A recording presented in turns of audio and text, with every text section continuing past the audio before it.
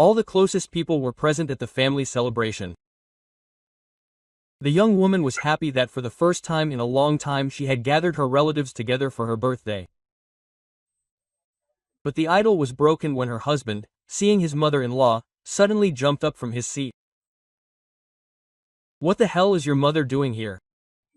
My mother can't stand her," he yelled at the whole room. The guests froze in stupor, and the birthday girl turned pale.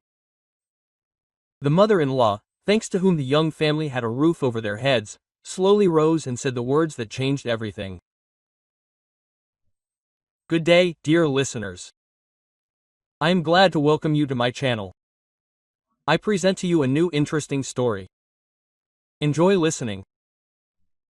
March turned out to be cold and gloomy, as if the sky decided to emphasize the hopelessness of what was happening. Svetlana stood at the window of the hospital ward, looking at the gray roofs and feeling how everything inside was shrinking with fear. Father lay on a narrow bed, connected to many wires and tubes, and the monitors beeped monotonously, counting his every heartbeat. Sergei Anatolievich Ruzhikov had always been a strong man. At 58, he looked younger, worked with a machinist at a factory, could fix any equipment and never complained about his health. But his heart, it turns out, is not made of iron. His first heart attack overtook him right at his workplace, when he was tinkering with another machine. Colleagues said that he fell as if mown down, did not even have time to scream. "Daughter, come here," whispered mother Zinaida Ernestovna, sitting at the head of the bed. There was such fatigue in her voice that Svetlana felt her heart squeeze even harder. For the last 3 days, they had hardly left the hospital. The doctors shook their heads, talked about extensive damage, critical condition and other scary words that Svetlana tried not to remember.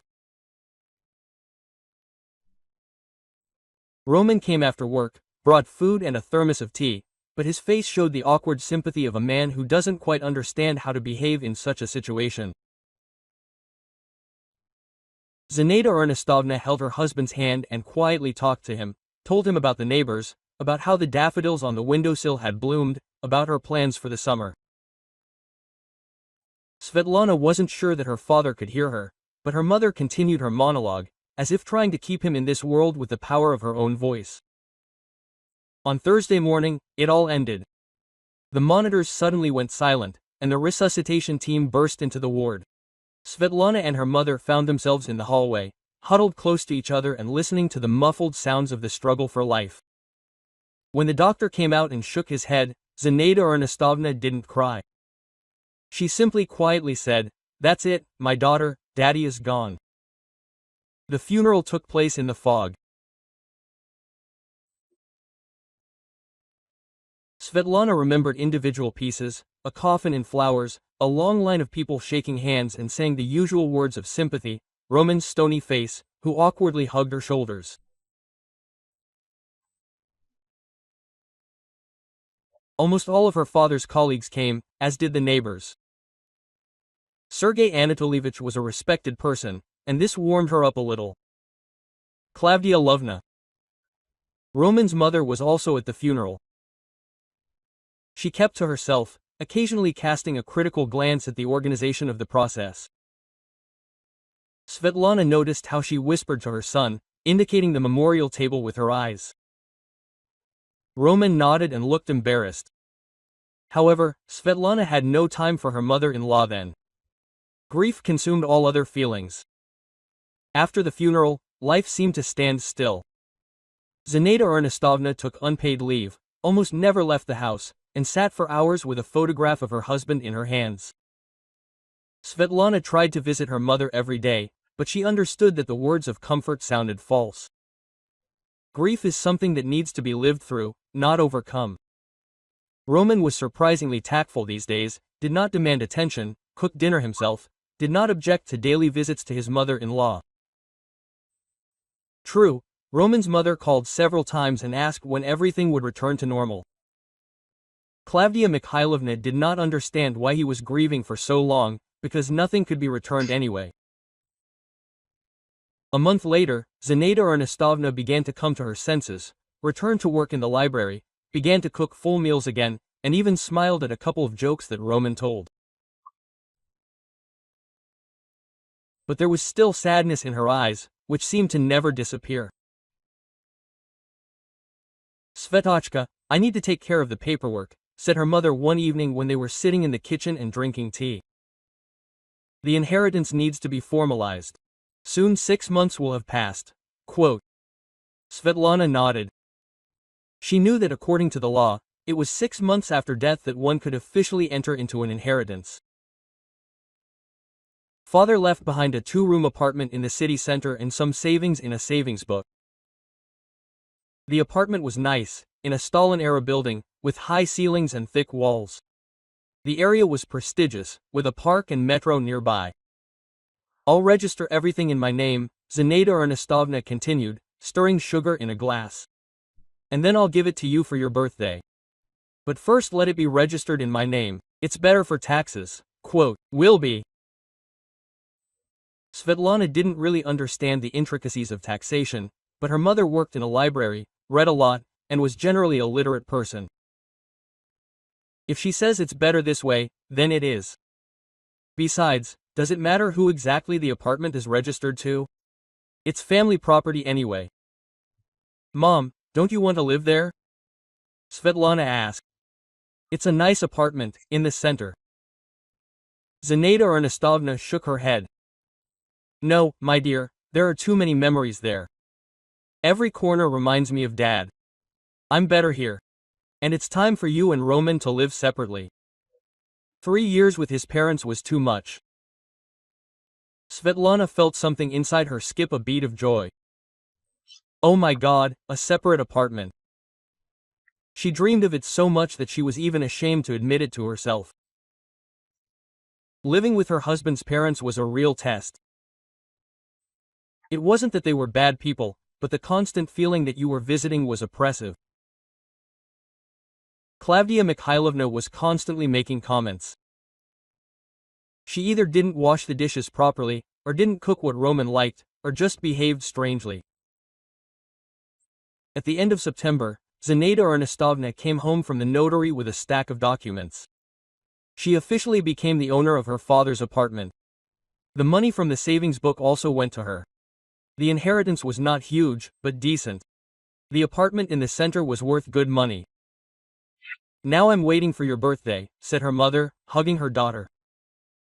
"You'll get a present." Svetlana's birthday was in December. There were 2 months left. She was burning with impatience, but she didn't show it. She hadn't told Roman anything yet. Mom asked to wait until the gift was officially registered.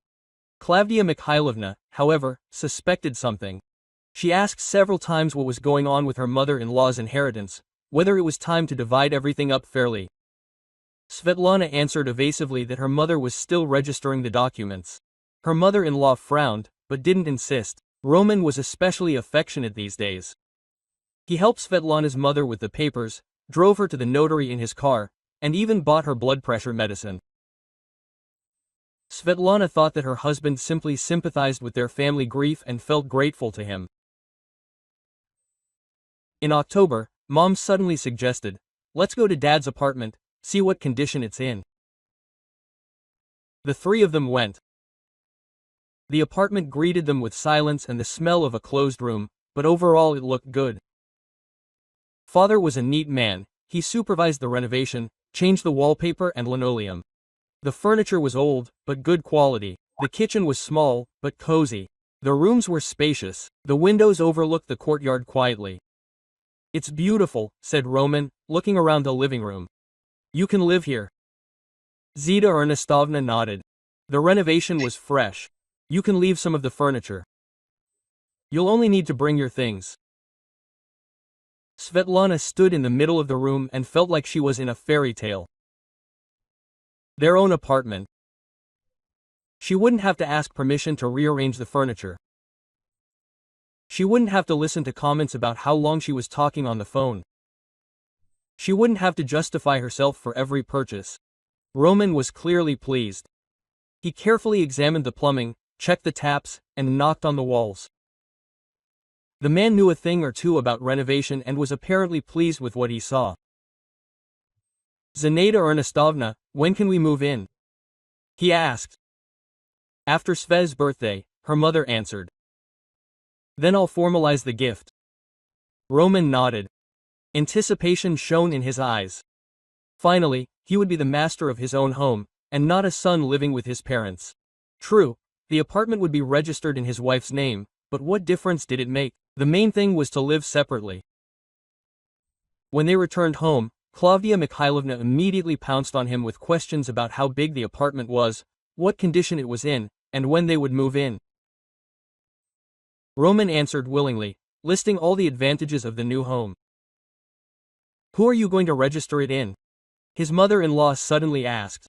"In Sveta's name," Roman answered. "His mother-in-law is giving it as a gift." Claudia Mikhailovna frowned. "This is wrong. You are a man, you are the head of the family. Half of the apartment should be in your name." "Mom, what difference does it make?" Roman was surprised. "We are husband and wife." "There is a big difference," his mother snapped. "What if something happens? You'll get divorced and you'll be left with nothing." "No, that's not right." Svetlana felt something twitch unpleasantly inside. Here it was. She knew that Claudia Mikhailovna would not let such a topic go in one ear and out the other. Her mother-in-law generally liked to interfere in everything and give advice, especially when no one asked her. "Mom, everything is fine," said Roman. "Don't worry." But Claudia Mikhailovna was already wound up. "Nothing is normal. The mother-in-law is cunning, you see. First she registered it in her name, now she wants to transfer it to her daughter, and therefore does not take her son-in-law into account. This is wrong." Svetlana wanted to object, but Roman gestured for her to be silent. He knew, mother, that if she decided on something, then it is almost impossible to convince her. In December, Svetlana's birthday passed quietly, in the family circle. Zinaida Ernestovna solemnly handed her daughter a folder with documents. "Congratulations, my daughter, now it is yours." Svetlana cried with happiness. Having your own apartment at 25 was almost impossible. Roman hugged his wife, kissed her on the cheek and said that they would definitely be happy in their new home. But Claudia Mikhailovna sat with a sour face and sighed. When her mother-in-law left, she finally couldn't take it anymore. "Roman, this is wrong. You should have insisted on your own. The apartment should be for two." "Mom, why are you insisting?" the son said tiredly. "An apartment in the family. What's the difference?" "There is a difference," the mother insisted. "Svetlana will now feel like the mistress, and you a lodger. This is wrong. The man should be the head of the family." Svetlana listened to this conversation and felt how joy gradually gave way to anxiety. She knew her mother-in-law well enough to understand that the woman would not leave him alone. She would nag, inspire, set him up, and sooner or later Roman might give in. But for now, her husband was holding on. He brushed aside his mother's instructions and made plans to move. A week later, they officially moved into a new apartment. Svetlana felt like she was in a fairy tale. Their own walls, their own life, no one hanging over their shoulder. Roman was also pleased. He enthusiastically arranged their life, bought new curtains, changed light bulbs, planned minor repairs. In the evenings, they sat in the kitchen, drank tea and made plans for the future. Svetlana thought that finally their life would get better, but she did not know that Claudia Mikhailovna had already begun her war. The first month in the new apartment passed like a honeymoon. Svetlana woke up every morning with a smile. Their own bedroom, their own kitchen, no strangers nearby. Roman was also in a great mood, happily tinkering with minor repairs, rearranging furniture, discussing plans for the weekend. At first, Claudia Mikhailovna came to visit cautiously, as if on reconnaissance. She walked around the rooms, touched the furniture, looked into the closets. Svetlana tried to be hospitable, cooked dinner, set the table, asked about her health. Her mother-in-law answered politely, but somehow tensely. The apartment is not bad, she said one day, standing in the middle of the living room. But it was somehow small, and the ceilings were low. Roman objected. Mom, what are you saying? It's a normal apartment in the center, it's enough for us. Quote, it's enough for you for now, his mother responded meaningfully. And when will you have kids? Where will you put them? Quote. Svetlana felt a familiar prick of irritation. Klavdia Mikhailovna always knew how to find a fly in the ointment, but for now the nagging seemed harmless. Everything changed in February. Svetlana was walking from the store and met her neighbor in the old house, Aunt Galia. The woman stopped, smiled and asked, "How are things in the new place?" "Good," Svetlana answered. "We like it." "And what does your mother-in-law tell the neighbors?" Aunt Galia suddenly asked, lowering her voice. "What does she tell them?" Svetlana didn't understand. "She tells you all sorts of things about your mother. She says that she is greedy, cunning, that she specially registered the apartment in her name so that her son-in-law wouldn't get anything. And why do you take Roman for a fool now?" Quote. Svetlana felt a chill inside. She knew that Klavdia Mikhailovna was unhappy with the situation, but to spread gossip among the neighbors, Aunt Galia, "That's not true," she said. "My mother gave me the apartment as a gift. Roman and I are happy." Quote. "Yes, I understand," the neighbor waved her hand. "But your mother-in-law has been nagging everyone. She says that your mother has come up with a cunning plan. First to lure her son-in-law into the house, and then throw him out on the street." Svetlana came home upset. Roman had not yet returned from work, and she was rushing around the apartment, unable to find a place for herself. How could Klavdia Mikhailovna say such a thing? Mom gave them the apartment from the bottom of her heart. She wanted to help the young family. The mother-in-law presents everything as if they were some kind of swindlers. When Roman returned, Svetlana told him about the conversation with Aunt Galia.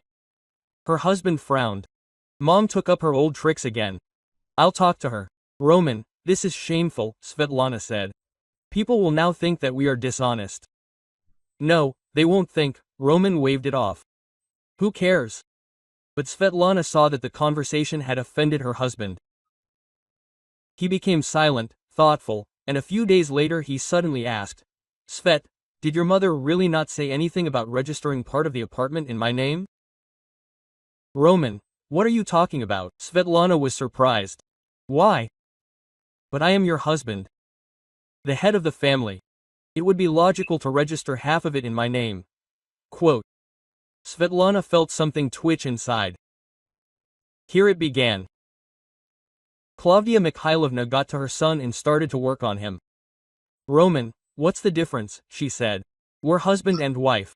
What's mine is yours." "There is a difference," Roman said unexpectedly firmly. "It turns out that I'm living in someone else's apartment. This is wrong." Quote. Svetlana wanted to object, but her husband had already gone into another room. She remained in the kitchen, feeling how her recent happiness was crumbling. Was it really starting all over again? The following weeks brought new surprises. Klavdia Mikhailovna stepped up her activity. She talked not only with the neighbors in the old house, but also with Roman and Svetlana's new neighbors.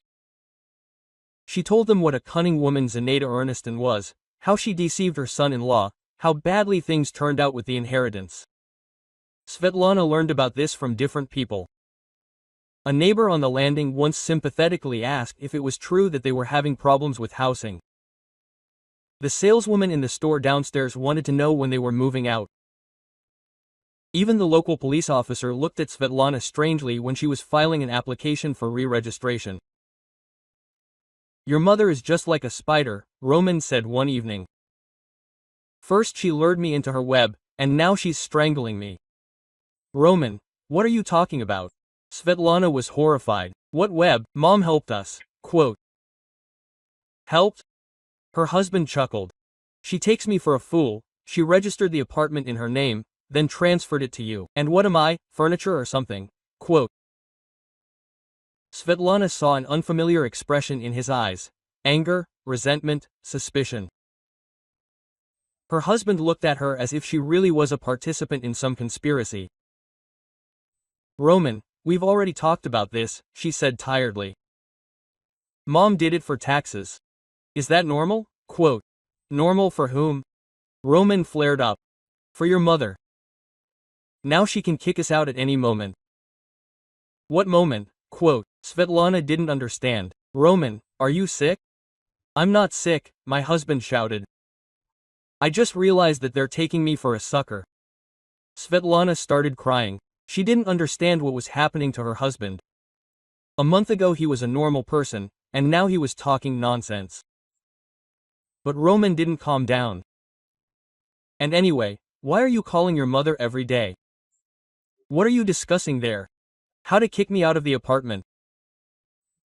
Roman, stop it, Svetlana sobbed. My mother and I are just talking. She's alone, my dad is gone. Has she ever taken care of me? Her husband didn't calm down. I'm nobody to her, a temporary tenant. Svetlana realized that the conversation was useless. Roman was in an aggressive mood, he didn't listen to arguments. She went into the bedroom and locked the door. Her husband remained in the kitchen, muttering something under his breath. From that day on, life in apartment changed dramatically. Roman became suspicious and picky. He demanded an account for every penny spent, checked receipts from the store, monitored telephone conversations. If Svetlana talked to her mother for a long time, he would come up and demonstratively listen to the conversation. Who are you whispering to? He would ask when Svetlana was talking. With my mother, she would answer. What were you whispering about? Roman would not let up. Nothing in particular. How are you? How is your health? Quote, that's not true, her husband would flare up. You're up to something. I'm not blind. Quote, Svetlana began to understand that something serious was happening to her husband. He had become paranoid, seeing conspiracies where there were none. Klavdia Mikhailovna had clearly done a good job with her son, instilling her fears and suspicions in him. The worst thing was that Roman began to forbid Svetlana from meeting with her friends. If she was going to go somewhere, he would interrogate her. Where are you going? With whom? Why? What are you going to do? Roman, we're just going to a cafe, Svetlana explained. And there's nothing to talk about at home, her husband would ask venomously. Or are you bored with me? That's not it. I haven't seen my friends for a long time. Haven't seen them? Do I care about your meetings? I work like a horse, and you go out to have fun. Svetlana gradually stopped meeting with her friends. Every time she had to make a scene because of a trip to a cafe, it was beyond her strength. She sat at home, cooked, she cleaned and watched TV. Roman controlled her every step. Klavdia Mikhailovna came to visit more and more often. She sat in the kitchen, drank tea and told her son the news. For example, that the neighbors were talking about the strange situation with the apartment or that one of their friends was surprised why Roman was not a man and could not explain to his wife who was the boss. Mom, that's enough, Roman sometimes said, but without much conviction. That's enough, his mother was indignant. I'm worried about you. Svetlana doesn't respect you, quote. She thinks you're a temporary tenant. That's not true, Svetlana would intervene. That's not true, the mother-in-law would smirk. Then why is the apartment in your name? Why doesn't your husband have any rights? Klavdia Mikhailovna, what difference does it make who the apartment is registered to? Svetlana would say tiredly. We're a family. A family, the mother-in-law would snort. If there was a family, you'd think about your husband. These conversations were repeated over and over again. Klavdia Mikhailovna was like a wind-up dog. The same thing, the same thing. Svetlana was beginning to understand that her mother-in-law was acting systematically, methodically, ruining their relationship. Roman was becoming more and more aggressive. He would pick on little things, make scandals out of nothing, accuse his wife of disrespect.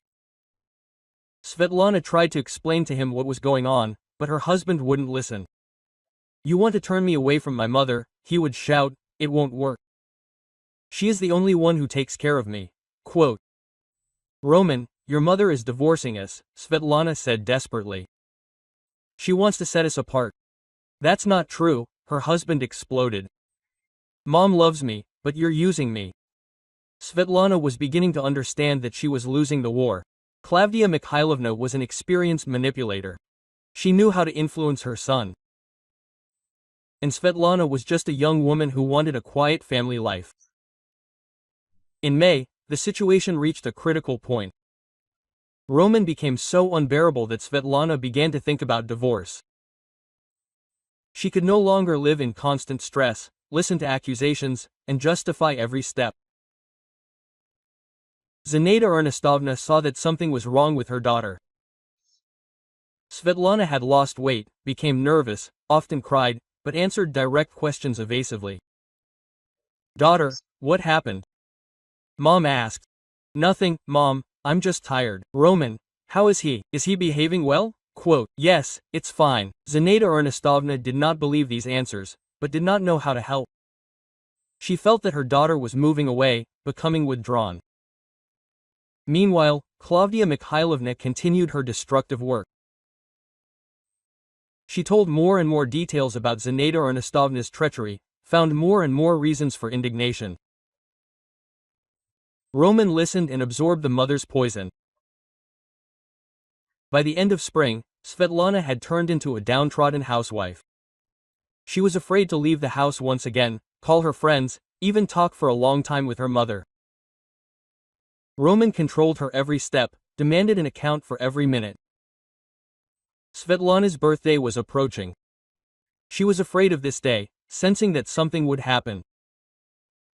Klavdia Mikhailovna had been in a particularly fighting mood lately, and Roman looked decisive. Svetlana did not know that her mother-in-law had already drawn up a plan for the final defeat of the enemy family. The birthday was supposed to be the last fighting in this war. Svetlana woke up on her birthday with a heavy feeling in her chest. 26 years old. The age when people usually make plans for the future, enjoy life, feel young and happy. But she felt like a tired woman who was afraid of her own holiday.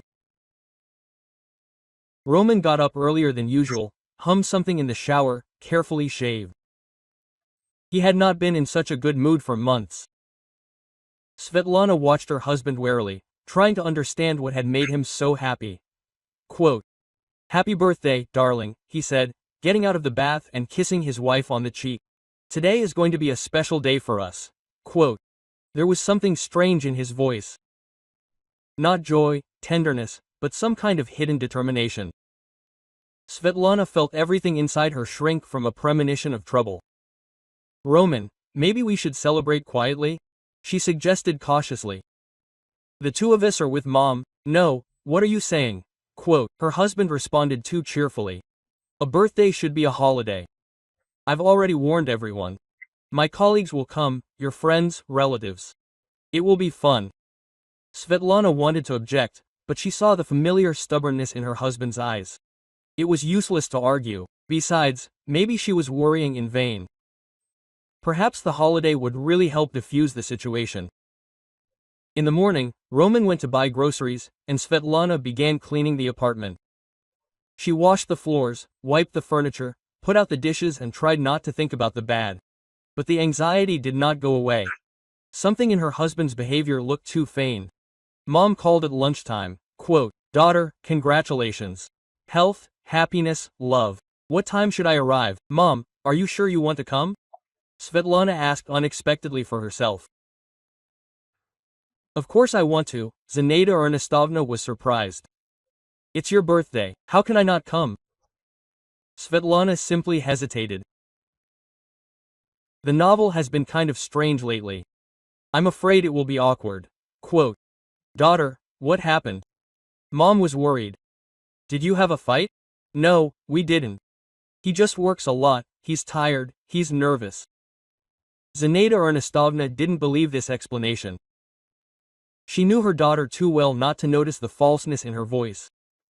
But she didn't ask any questions, she decided to find out everything herself in the evening. "Okay, darling, I'll come at 7, I'll make your favorite salad." "Mom, no need for salad," Svetlana said hastily. "We will have enough food anyway." Quote, "Daughter, what is happening to you?" Zinaida Ernestovna could not stand it. "You speak in a strange voice. Everything is fine, Mom. I'm just worried. We haven't had guests for a long time. After talking with her mother, Svetlana felt even worse. She understood that she was hiding the truth about her relationship with Roman from her mother, but she did not know how to explain what was happening.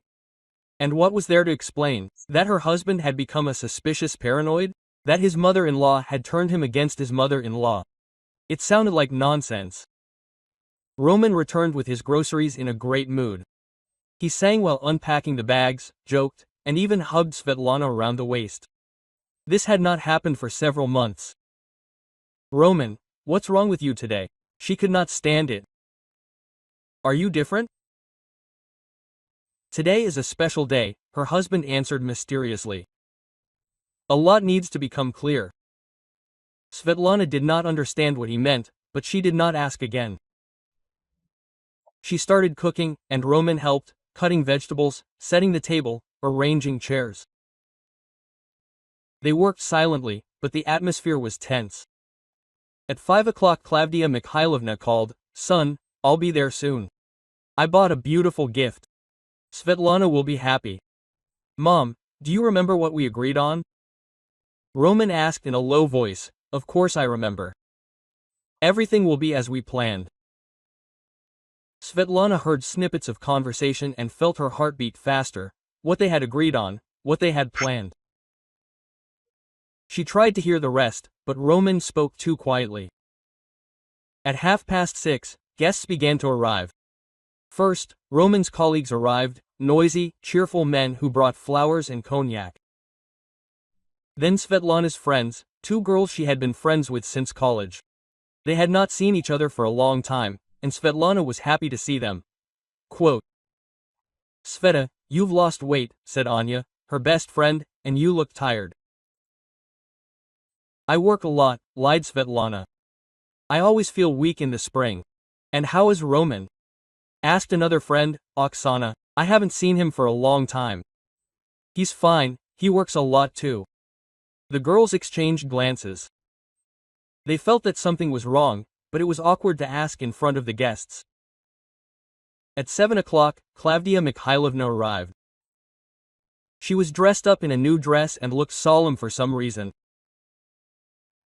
She congratulated Svetlana dryly, handed her a box with a gift, but her eyes showed not joy, but some kind of gloating. Quote, "Claudia Mikhailovna, how are you?" Anya asked politely.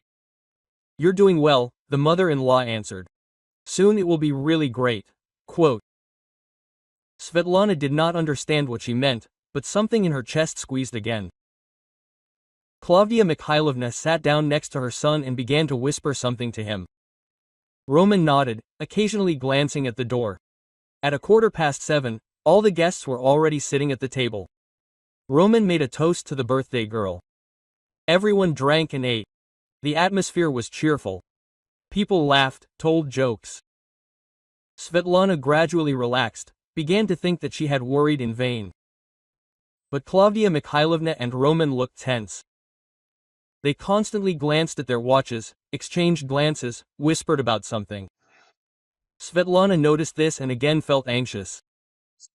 At 7:30, the doorbell rang. Roman stood up abruptly, as if he had been waiting for this moment. Klavdia Mikhailovna also became wary. Some kind of predatory gleam appeared in her eyes. "Who could it be?" asked Svetlana. "I'll have a look now," answered Roman and went to the door. A few seconds later, voices were heard in the hallway. Svetlana recognized her mother's voice and breathed a sigh of relief. Zinaida Ernestovna had finally arrived. Now the party will definitely be normal. "Sorry I'm late," said her mother, entering the room. The bus had been waiting for a long time. Zinaida Ernestovna was dressed modestly, but tastefully. In her hands was a bouquet of white roses, Svetlana's favorite flowers. She was smiling, but Svetlana noticed how her mother quickly looked around the guest room and the faces of those present. "Happy birthday, daughter," said Zinaida Ernestovna, approaching her daughter and handing her a bouquet. "I wish you health, happiness, love." Svetlana hugged her mother, smelled the familiar scent of her perfume and felt safe for a second, but then she noticed that she was standing next to him with a strange expression on his face. He was looking at his mother-in-law as if she were an enemy. "Zinaida Ernestovna, come in, sit down," Anya said, standing up and making room. "Thank you, dear," Svetlana's mother replied and sat down at the table. The guests greeted the new guest. Someone poured her some wine. Zinaida Ernestovna was polite, sociable, answered questions, but Svetlana saw that her mother was tense, felt an unfriendly atmosphere. Klavdia Mikhailovna sat opposite and literally glared at her mother-in-law. She did not say hello, did not smile, only nodded dryly. There was hostility between the women. "Well, let's drink to our birthday girl," suggested one of Roman's colleagues. Everyone stood up and raised their glasses. Zinaida Ernestovna also stood up and smiled at her daughter. And then Roman suddenly became furious. "What the hell is your mother doing here?" he yelled, looking at his wife. "My mother can't stand her." Dead silence reigned. The guests froze with their glasses in their hands, not understanding what was happening. Svetlana turned pale, as if she had been struck. Zinaida Ernestovna slowly lowered her glass onto the table. "Roman, what are you doing?" Svetlana whispered. "I'm doing what I should have done a long time ago," her husband continued shouting. "Your mother is using us. She's a cunning, greedy woman." Quote. Klavdia Mikhailovna stood next to him with a triumphant look. She had clearly been waiting for this moment, enjoying what was happening. The whole scene had been planned in advance. "Roman, stop this immediately," Anya said. "What's wrong with you?" "Nothing's wrong with me," Roman snapped. "I'm just tired of putting up with this comedy." He pointed at Zinaida Ernestovna, who was sitting silently with a pale face. "She registered the apartment in her name, then transferred it to her daughter, and she thinks I'm a fool.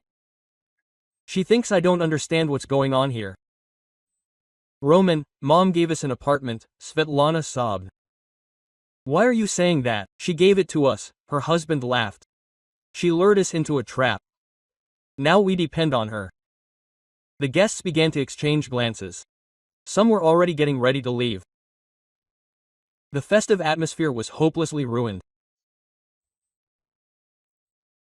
Roman's colleagues looked confused, Svetlana's friends were indignant.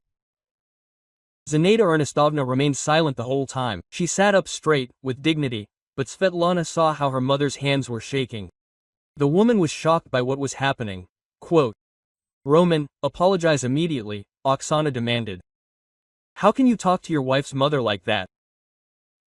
"I won't apologize," Roman flared up. "This is my apartment, my home, and I have the right to say what I think." "Your apartment?" Anya was surprised. "Roman, are you sick?" "Sick?" Roman became even angrier. "I am the only healthy person in this house. The others are all lying." He looked around the room and stopped at Svetlana. "Especially my beloved wife. She and my mother conspired against me." "What conspiracy?" Quote. Svetlana burst into tears. "Roman, have you gone crazy?" "I haven't," her husband yelled. "I just saw the light and realized that I was being used." Klavdia Mikhailovna watched the scene with pleasure. Her plan worked perfectly. Her son did exactly what she wanted him to do. The mother-in-law was humiliated, the daughter-in-law was crying, the guests were shocked. Zinaida Ernestovna suddenly stood up. She was pale, but calm.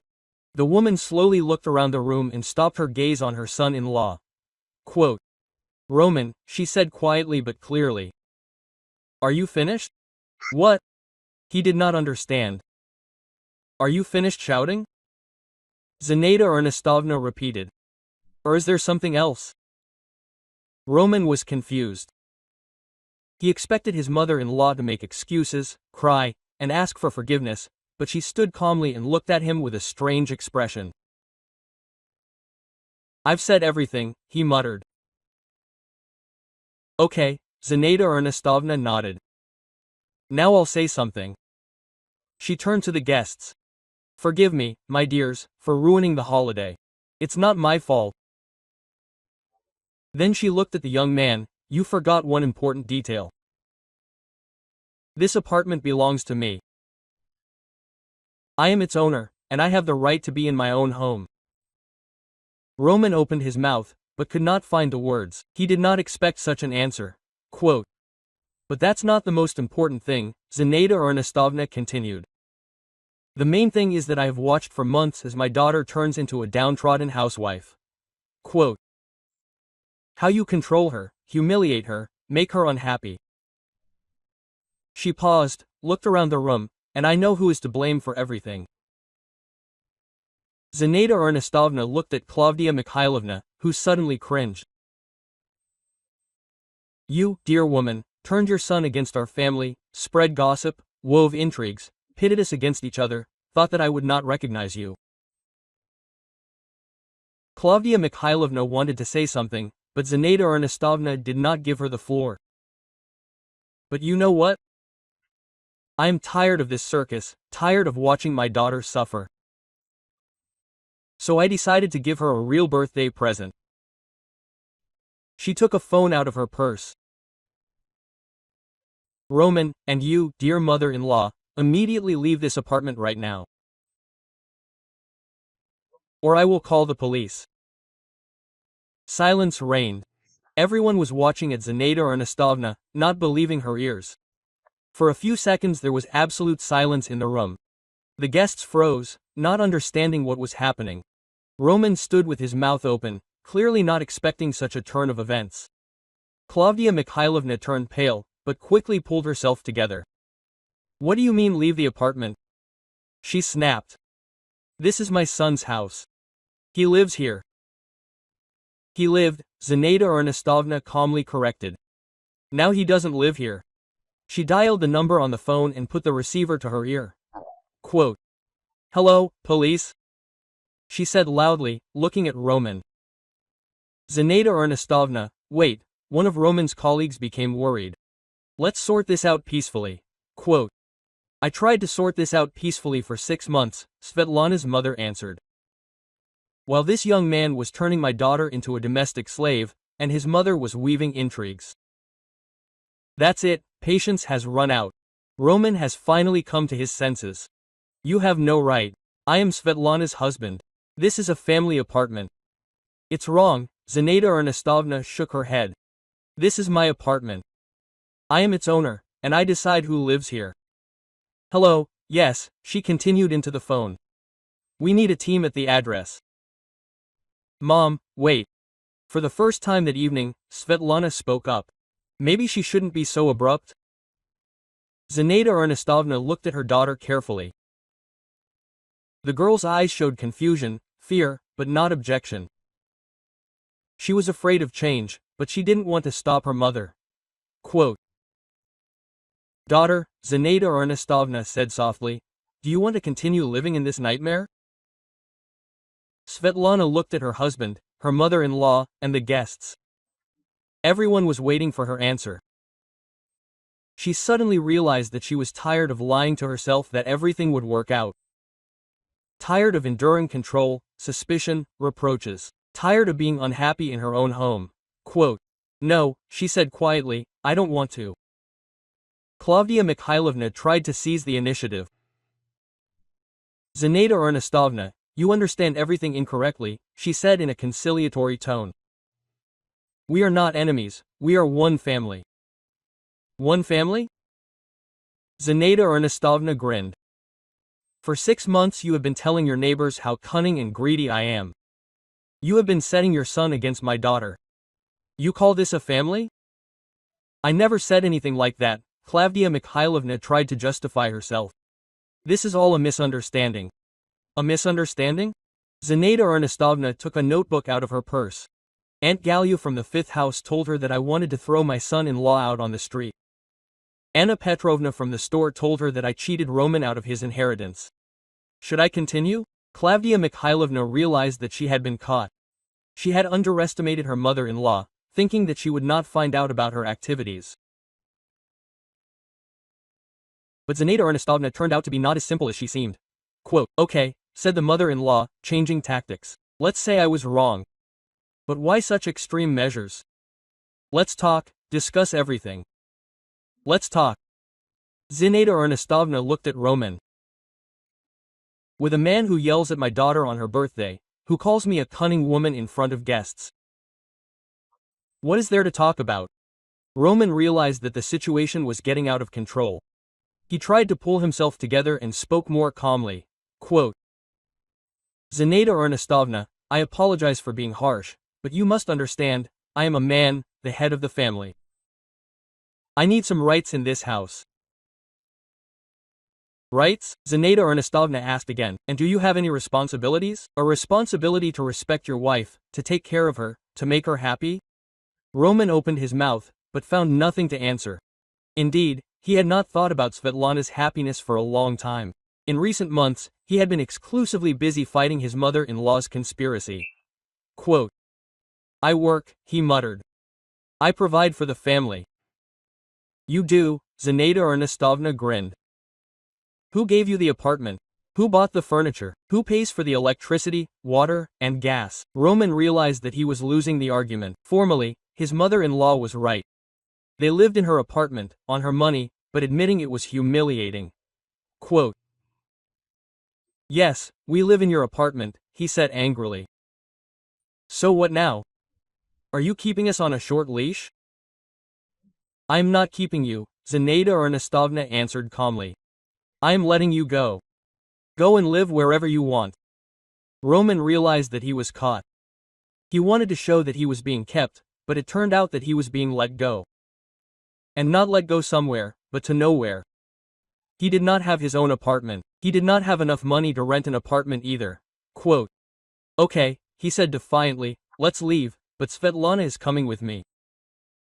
"Svetlana will decide for herself," Zinaida Ernestovna answered. "Daughter, what do you say?" Everyone looked at Svetlana. She was standing there pale, with tear-stained eyes, and was clearly suffering. On the one hand, Roman is her husband, but on the other, life with him has become hell. Quote, "I don't know," she whispered. "Sveta, think carefully," Anya said. "You've looked sick for the last few months. Is that normal?" "It's none of your business," Roman snapped. "Don't interfere in someone else's family." "Someone else's?" Oksana was surprised. "Sveta is our friend. We care what happens to her." "Svetlana, let's go," Roman ordered. "Pack your things." "She's not going anywhere," Zinaida Ernestovna stood up for her. Quote, "Until she decides for herself. She's my wife," Roman flared up. "A wife, not property," Zinaida Ernestovna answered coldly. "She has the right to choose." There was a knock on the door. Zinaida Ernestovna went to open it and returned with two policemen, young guys who looked confused. "What happened?" Quote, one of them asked. "The gentleman refused to leave my apartment," Zinaida Ernestovna said calmly. "Although I asked them to do so." "But they are relatives," the policeman clarified. "Son-in-law with his mother," Zinaida Ernestovna nodded. "But kinship does not give the right to live in someone else's apartment against the will of the owner." The policemen exchanged glances. Formally, the woman was right. If the owner asks someone to leave his home, then this someone must be evicted. "Young man," one of the policemen turned to Roman, "show me the documents for the apartment." "I don't have any documents," Roman muttered. "The apartment is in my wife's name." "In my wife's name?" The policeman was surprised. "Then what's the problem?" "The problem is that my wife is under the influence of her mother," Roman tried to explain. "They are throwing me out." "The owner is throwing you out," the policeman corrected. "It's legal." He turned to Svetlana. "Young lady, do you agree with your mother's decision?" Svetlana was silent for a moment, then nodded. "Yes, I agree." Roman looked at his wife with such hatred that she involuntarily retreated. Betrayal, anger, and a desire for revenge were evident in his eyes. Well then, he said slowly. Okay, very good. He went into the bedroom and began to pack his things, throwing them into the bag carelessly, angrily. Klavdia Mikhailovna sat down on the sofa and began to cry. Son, what have we done? She read. Where are we going to go now? We'll go home, Roman answered angrily.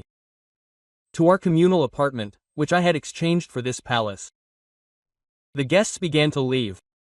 The holiday was hopelessly ruined. No one wanted to stay. Svetlana's friends hugged her goodbye and said that they would support any decision she made. Call me if anything happens, Anya said. We'll help. Roman's colleagues left silently, clearly embarrassed by what was happening. They did not expect such a turn of events. They did not know how to behave. Roman came out of the bedroom with a bag in his hand. His face was stony, his eyes angry. Well, are you happy? He said, looking at Svetlana and Zinaida Ernestovna. We got what we wanted. Roman, Svetlana said quietly. Maybe we shouldn't do this? Let's talk tomorrow, when we calm down. Quote. We'll talk, her husband grinned. What should we talk about? You betrayed me? You betrayed me in front of everyone. Quote. I didn't betray anyone, Svetlana began to cry. I'm just tired. Tired? Roman took a step towards his wife. Tired of what? Because I loved you, cared about you. Cared? Zinaida Ernestovna couldn't stand it. You call total control, a ban on meeting with friends, checking every penny care. Shut up. Roman barked, it's none of your business. My daughter's business is my business, Zinaida Ernestovna snapped. Roman realized that arguing was useless. He went to the door and turned around. Sveta, I'll give you time to think. A week. If you don't change your mind, I'll file for divorce. No need for a week, Svetlana said unexpectedly firmly. I've already decided everything. Roman froze. He didn't expect such an answer. He thought his wife would beg, ask for forgiveness, promise to improve. Quote. What did she decide? He asked hoarsely. File for divorce, Svetlana said. I will not object. Quote. Roman stood in the doorway, not believing his ears. His plan had failed completely. He wanted to show his mother-in-law as a treacherous schemer, but he himself turned out to be the aggressor. He wanted to put his wife in her place, but she chose freedom. Okay, he said finally. As you wish. He left the apartment, slamming the door loudly. Klavdia Mikhailovna rose from the sofa and looked at Svetlana and Zinaida Ernestovna. You will regret this, she said. My son is a good man, and you have ruined him. Your son has ruined himself, Zinaida Ernestovna replied when she began to listen to you and not her heart. Klavdia Mikhailovna wanted to object, but changed her mind. She realized that she had lost the war. All her plans had collapsed. Her son was left without a wife and an apartment. Son, wait! She screamed and ran after Roman. Svetlana and Zinaida Ernestovna were left alone. The daughter was crying, her mother was hugging her, stroking her head. You did everything right, daughter, Zinaida Ernestovna whispered. Everything was right. A week later, Roman really did file for divorce. The process went quickly. Svetlana did not object. There were no property disputes. He paid alimony regularly, but did not want to see her. Klavdia Mikhailovna tried to get her son and daughter-in-law back, called, asked for forgiveness, promised to change. But it was too late. Svetlana no longer believed her mother-in-law, and Roman harbored a grudge against his mother for ruining his life. It's all your fault, he told his mother. You turned me against Svetka. Now I'm left with nothing. Quote. Son, I wanted the best, Klavdia Mikhailovna justified herself. I wanted to protect you. Protect? Roman laughed bitterly. Protect from what? From happiness? He started drinking, skipping work, and became withdrawn. Klavdia Mikhailovna realized that she had not only lost her daughter-in-law, but had also ruined her relationship with her son. 2 years later, Svetlana met Igor, a colleague at work. The man was kind, smart, and patient. He did not try to control her, did not throw jealous scenes, and did not listen to the opinions of strangers. Zinaida Ernestovna officially transferred the apartment to her daughter. Svetlana and Igor lived happily, planned to have children, and made plans for the future. Roman remained in the communal apartment with his mother. Attempts to improve his personal life failed. Klavdia Mikhailovna scared off all potential daughters-in-law with her instructions and interference. Quote, "Son, this girl is not right for you," she said about each new acquaintance. "She is selfish, you see." Quote, "Mom, shut up," Roman answered tiredly. "I've already lost one wife because of you." But it was too late to change anything. Klavdia Mikhailovna had grown old and was getting sick, but her character hadn't changed. She still considered herself right and Zinaida Ernestovna a cunning schemer. Roman understood that he had lost the best thing he had. Svetlana had been a good wife, loving and caring, but it was impossible to get her back. She was happy with another man, living a full life, and he stayed with his old mother in a communal apartment with bitter memories and regret that he hadn't been able to appreciate what he had. Klavdia Mikhailovna had achieved her goal. Her son stayed with her, but this was a Pyrrhic victory, bringing only loneliness and pain.